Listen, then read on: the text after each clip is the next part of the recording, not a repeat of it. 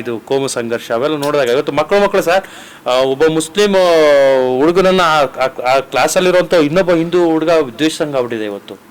ಇದು ಎಲ್ಲಿ ಪತ್ರಕರ್ತೆ ಕರ್ನಾಟಕದಲ್ಲಿ ಹೆಸರು ಬೇಡ, ಅವ್ರ ಮಕ್ಕಳನ್ನ ಮಾತಾಡೋದು, ಖ್ಯಾತ ಪತ್ರಕರ್ತೆ, ಇನ್ವೆಸ್ಟಿಗೇಷನ್ ಜರ್ನಲಿಸಂ ಮಾಡ್ತಾರೆ, ಅರ್ಥ ಆಗಿಲ್ಲ. ಒಂದ್ ದಿವಸ ಅವ್ರು ಹೇಳ್ತಾರೆ, ಅವರ 11 ವರ್ಷದ ಮಗಳು ಒಂದ್ಸಲ ಮನೆಗೆ ಬರ್ತಾಳಂತೆ, ಸ್ಕೂಲಿಗೆ ಕಳಿಸ್ತಾರೆ.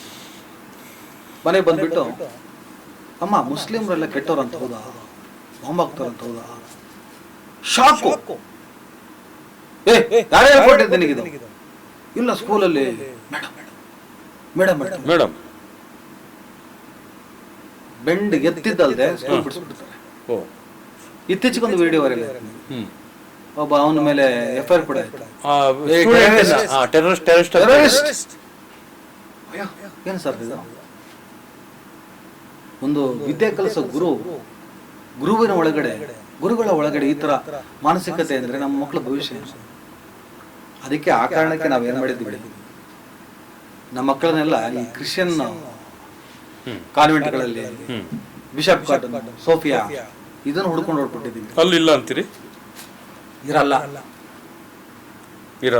ಪಕ್ಕ ಇರಲ್ಲ ಅನ್ನೋ ನಂಬಿಕೆ. ಹಾಗಂತ ಅಲ್ಲೆಲ್ಲ ಬರೀ ಕ್ರಿಶ್ಚಿಯನ್ ಮೇಷಗಳು ಇರ್ತಾರಂತಲ್ಲ, ಒಂದು ಮ್ಯಾನೇಜ್ಮೆಂಟ್ ಯಾವ ತರ ಇರುತ್ತೆ ಹಾಗೋಗ್ತದೆ. ಅಲ್ಲಿ ಮತಾಂತರ ಆಗತ್ತೆ ಅನ್ನೋ ಆಪಾದನೆ ಇದೆ.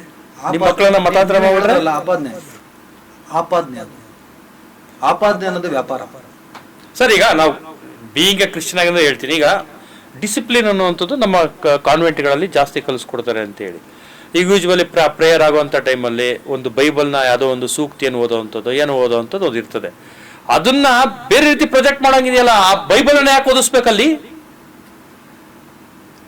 ಮತಾಂತರ ಮಾಡ್ತಾರೆ, ಆ ಮೂಲಕ ಮತಾಂತರ ಆಗುತ್ತೆ ಅನ್ನುವಂಥ ಮಾತುಗಳು.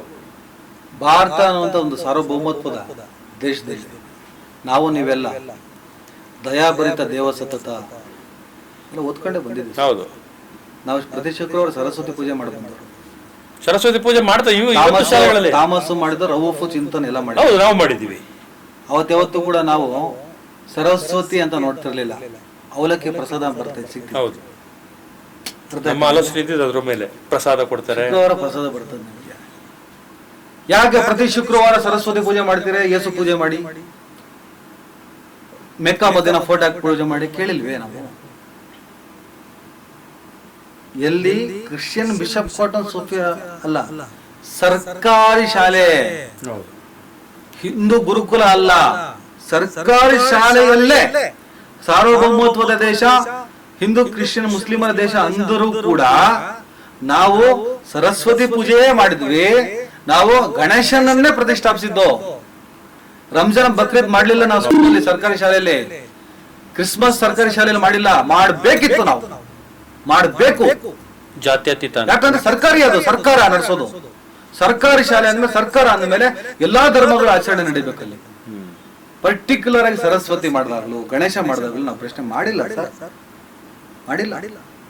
ಅಲ್ಲಿ ಬೈಬಲಿನಿಂದ ಶ್ಲೋಕವನ್ನು ಹೇಳಿಸುತ್ತಾರೆ, ಮುಸ್ಲಿಂ ಸ್ಕೂಲಲ್ಲಿ ಕುರಾನಿನ ಇದು ಹೇಳ್ತಾರೆ ಅಂದ್ರೆ ಅದು ಯಾಕೆ ಪ್ರಶ್ನೆ ಮಾಡ್ತೇನೆ ನೀನು? ಸ್ವತಂತ್ರ ಭಾರತದಲ್ಲಿ 70 ವರ್ಷ ನಾವ್ ಯಾರು ಮಾಡದ ಪ್ರಶ್ನೆಯನ್ನ ನೀನ್ ಯಾಕೆ ಮಾಡ್ತೀಯ? ಆದ್ರೆ ಅದು ಹಿಂದೂ ಮಾಡೋದಲ್ಲ. ಮತ್ತೆ ಕೆಲವೊಂದು ಘಟನೆಗಳಾದವು ಸರ್. ಈಗ ನಾವು ಶಿವಮೊಗ್ಗದಲ್ಲಿ ಒಂದು ಕಾಲೇಜ್ ಇದೆ, ನಾವು ಓದಂಥ ಸ್ಕೂಲು. ಆ ಸ್ಕೂಲಲ್ಲಿ ಒಂದಷ್ಟು ಮುಸ್ಲಿಮ್ಸ್ ಹುಡುಗರು ಜಾಸ್ತಿ ಇದ್ರು. ಅದೇನಾಯಿತು, ಅದು ಯಾವ ರೀತಿ ಬೆಳವಣಿಗೆ ಆಯಿತು ಅಂತ ಹೇಳಿದ್ರೆ, ಅದು ಇತ್ತೀಚಿನ ವರ್ಷಗಳಲ್ಲಿ ಆದಂಥದ್ದು. ಆ ಹುಡುಗರು ಶುಕ್ರವಾರ ನಮಾಜಿಗೆ ಅವಕಾಶ ಕೊಡಿ ಅಂತೇಳಿ ಅದು ಕೊಟ್ಟರು. ಅದು ದೊಡ್ಡ ಕಾಂಟ್ರವರ್ಸಿ ಆಯಿತು. ಆ ರೀತಿ ಶಾಲೆಗಳಲ್ಲಿ ನಮಾಜಿಗೆ ಒಂದಷ್ಟು ಜನ ಮುಸ್ಲಿಮ್ಸ್ ಹುಡುಗರು ಕೇಳಿದ್ರು ಅನ್ನೋ ಕಾರಣಕ್ಕೆ ಆ ನಮಾಜಿಗೆ ಅವಕಾಶ ಕೊಟ್ಟಿದ್ದು ನೀವು ಒಪ್ತೀರಾ? ಸರಿ ಅಂತೀರೋ ತಪ್ಪು ಅಂತೀರೋ ಅದನ್ನ? ಸರ್, ಈಗ ಪೂಜೆಗಳಿಗೆ ಅವಕಾಶ ಕೊಟ್ಟಾಗ ನಮಾಜು ಮತ್ತೆ ಪ್ರೇಯರ್ಗೆ ಅವಕಾಶಗಳು ಮೊದಲಿದ್ದನ್ನು ಬರಲೇಬೇಕು, ಬರಬೇಕು.